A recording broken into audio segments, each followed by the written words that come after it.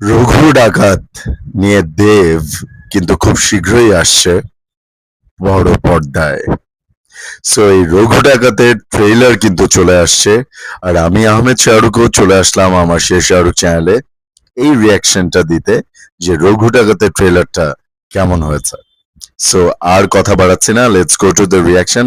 এবং যারা এখনো আমার চ্যানেলটা সাবস্ক্রাইব করেননি, প্লিজ সাবস্ক্রাইব টু শেষ শাহরুখ। চলেন। ওকে, লেটস স্টার্ট। যখন রক্ত নেয় মাটির দাম, আরে অনির্বাণ, যখন আগুনে পোড়ায় শয়তান, তখন আসে এক ডাকাত পরিত্রাতা।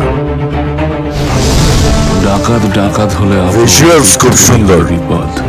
ডাকাতকে লোকে ভয় পায়, বিদ্রোহীকে পুজো করে। ও অন্ধকারে আসে আর অন্ধকারে সব লুট করে নিয়ে চলে যায়। অনির্বাণের লুকটা আমার কাছে খুব ভালো লাগছে। তোর জন এসেছে।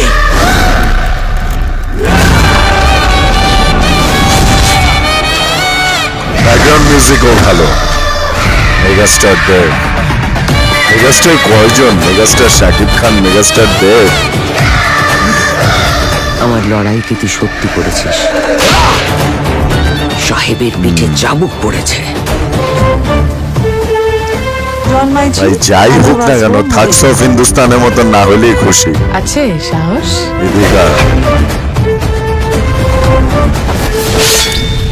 বিশ্বাস বড় বিষম বস্তু ভীমরাজ। অনির্বাণ রে ভাল লাগছে। রঘুকেও কাটবে। মনে রাখিস, রঘুর থাবা জমের বাবা। ভাল লাগছে। দেবের এই ডায়লগ ডেলিভারিটা অনেক ভালো হয়েছে।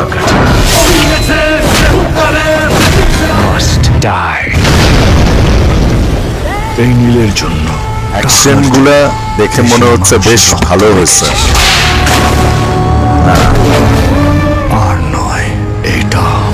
ওই যে নীল চাষ, ইংরেজরা আমাদের উপর যে অত্যাচার করছে ভারতবর্ষে তখনকার, এটা নিয়েই করা হয়েছে। তখন আসলেই একজন রঘু ডাকাত ছিল।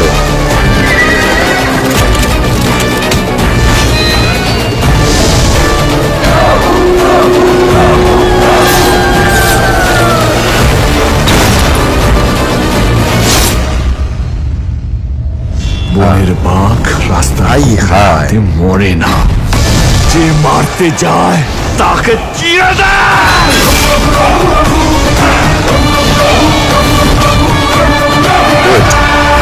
Good one.